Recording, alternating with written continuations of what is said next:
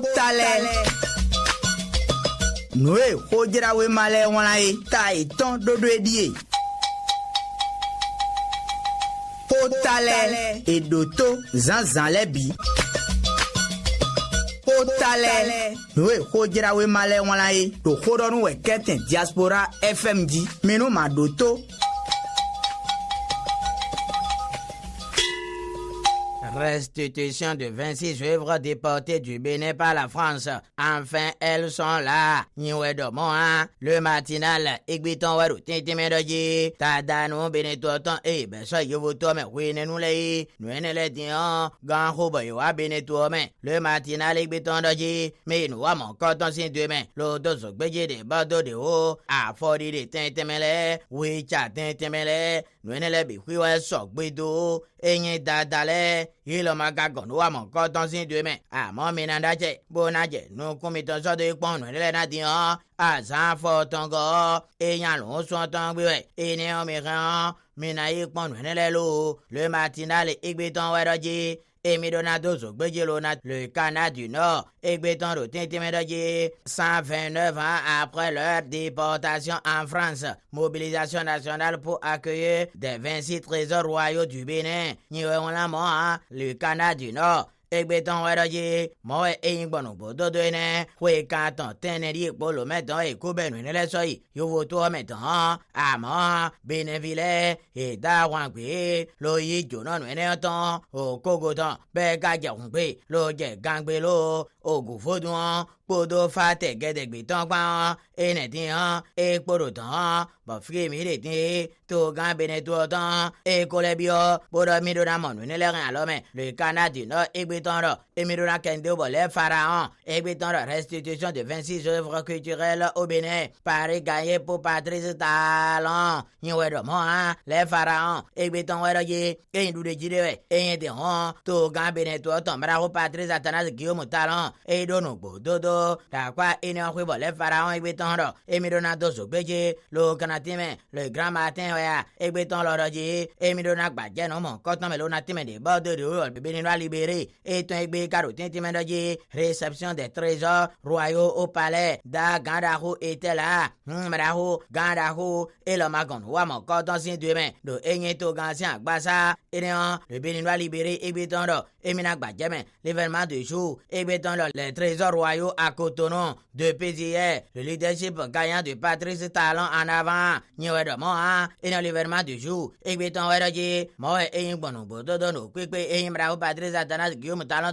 nous connaissons Bododo, la presse du jour, Monopo, le matin est un Igbeya, dynamisme info, l'autre quotidien, et un Roujaïma est un Igbelei, qui giwe Kendo, no, mon coton, Jack Pata, et remettant et retour des trésors royaux. Le Bénin écrit une nouvelle page de son histoire. Et néant, nous de moi, Jack Pata, et Béton, et Mironado, Bejelo, Natime, Win Rossin, allez nous dire, et les baies, à Foyayade, dévoué, à Jamathieu Sinkbue, il n'a pas nommé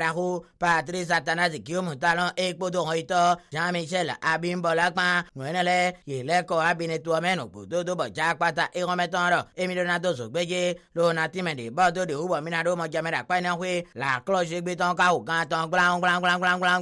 diplomatie culturelle nord-sud, les 26 œuvres d'art de retour au Bénin, elle intègre le patrimoine culturel national. Patrice Talon entre dans l'histoire par la grande porte. Nous de moi, et non la cloche de béton, et de Minadozo, Bejelo Natime, on fit méditer, nous n'allons, il est cohabiné tout homme, Bob Mararo, Patrice Atanas Guillaume Talon, et nous watons, et bien, nous roubons tout autant, la cloche de béton, et de moi, et Midonadozo, Beje, quotidien l'observateur, le chasseur info, et un soleil levant, Abouzafata, un béton égal au Tintimedoji, et Jonon, nous n'allons pas, nous n'allons pas, nous n'allons pas, en Kubo de Koa Benetouame, restitution des œuvres du trésor royaux d'Aboumé, la déportation des reliques de notre grandeur, relève de l'histoire de l'humanité, talent, Niwedomo, soleil levant, Egbeton Wedo, Eminak Badjamin, Bonadozo, Bédje de Bordeaux de Haut, le leader du jour, Egbeton Wea, et le carreau Tintimedoji, Nouenele Kouleko, et Inkouton Touwame, Papine Ville, et ton loyi, Jonon Nouenele Tan, de Bordeaux de Haut, Beka Yongbelo, Gangbe, le leader du jour, Egbeton Doji, Moe Ingbenei, et Mironadozo, Bédjelo Natime, Dabarui, Rometon Wea, l'événement précis, et ton Egbe, et le remis qu'on a gagné cadeau, non, mon coton ou, et un togancien, Bassadan, Tovile, et roi Fordo Fienet, et Beka Yongbelo, Gangbe, Boy, Jonon, Nouenele Tan, de Bordeaux de Haut, et Po, Bodo Yovo, toi, mettons les, Maracopa, très attenant, Guillaume Talon, et Coulebion, Nouenele, Bomani, Mali, Median, et Ronald Lecona, c'est de Benetouame, événement précis, Egbeton Doji, Midona précis, information, mon coton, Ronaldo, Bédje de Bordeaux de Haut, Toviemi, mais Canado, mon Jamera, Painori, nous ici, mon Jamé, Anadouhi, soleil levant, et le Tintimedoji, et tout, Pongan, Atlantique, ton Braco, Jean-Claude Koja, et Maro, Wezeno, Abloya, nous avons mon coton, et Wai, et une soit vaccin tout pour la main, nous soyons Waine, Maraco, Jean, Zanon, avec dit, et Joron, et tout Pongan, nous soyons Waine, Béjon, Belo, Gangbi, les Yemeyen, Tofinole, et Joron, et tout Pongan, et Sokbeno, tout Pongan, et Papina, pour soleil levant, et Béton Doji, et Mina Kendeo, le Canatime de Bordeaux de Uba, Toviemi, mais Canado, Majamera, Paino, Retoromito, le chasseur, info, et Béton Gadoji, Mirano, oui, ma remercie, allez non, Bro, Tintimedoji, oui, ma remercie, à Hosutonwea, Beto, Patonwea, Hoito, Evokuaro, Chabete,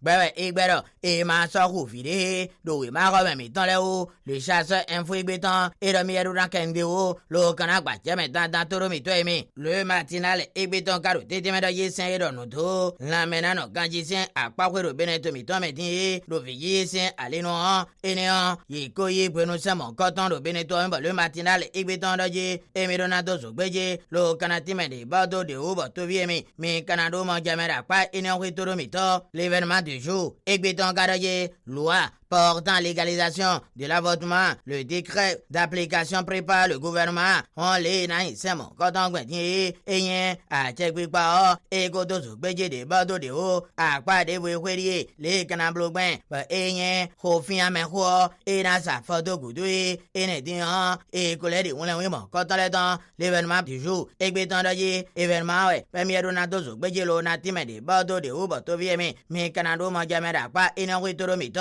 on Itole, Yimai, Hondo, Soyon, Wainea, Hoymo, Coton, de Médian, et Yindali, Sintogo, et ouais, Soroti, Bonan, Canon, avocat font coincer ça, et Bélo, Timbola, Cloche, et Béton, et Minato, Bédje, le Canatime, Toromito, quotidien l'observateur, et Béton, Garoye, et Yam, Mleronoa, au Bénin, Madagascar, Maraco, Michel, Dessuye, et Planto, Beneto, Tonle, et Hakbaji, Membro, Tintimedoji, Ouanwekou, et Yen, et on route, Beneto, Tonle, Roulandoquin, attends, Dada. Non t'as dit ouais et au quotidien l'observateur et Béton Doji et Minato Bédje le Canatime de Bordeaux de Uba Toviemi mais Canado mon Jamera pas et non Retoromito dynamisme info et Béton Garo Bénin Madagascar ce jour impératif d'une victoire pour les écureuils pour un pas de plus vers Qatar 2022 et notre dynamisme info et Béton Doji et Midona Kendeo l'on Badjamin Toviemi mais Canado mon Jamera pas et non Retoromito non vont à Isono Bedo Conway et Con, Mac, Fabrel de Igui, Iwana Mangi, Bevigil Das, enfant, et la tienne de Kourouko Mitolebono, ni so. Hotale. Noé, Hojira we male wanae, tai ton dodo edie. Hotale. Et doto, zan lebi.